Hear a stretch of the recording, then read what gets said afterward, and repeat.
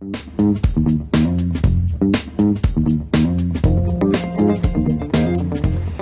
may be decades from now, but you should be thinking at least to some degree about your retirement. Maybe you're counting the days.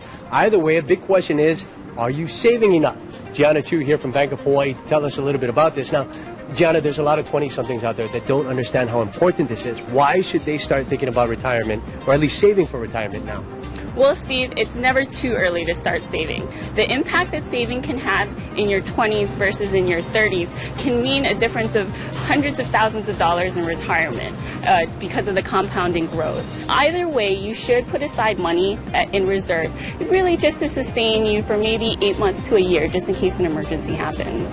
So what are some of the first steps that we take as far as saving towards retirement? Well, the first step is really to identify your financial goals and also to identify the income needs that you have in retirement.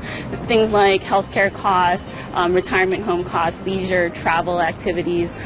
Then you need to identify where your income sources are and also the assets that you have available in retirement.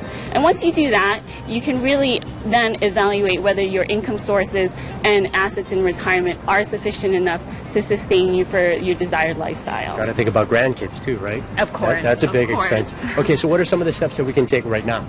Well, there are lots of different options.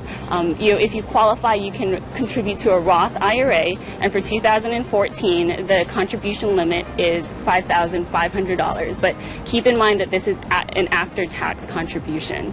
You can also, if your employer offers a 401k plan, you should definitely take advantage of that, especially if they match your contribution. And then, start monitoring your expenses now. That way you can identify which expenses are, will carry on in retirement and which will not.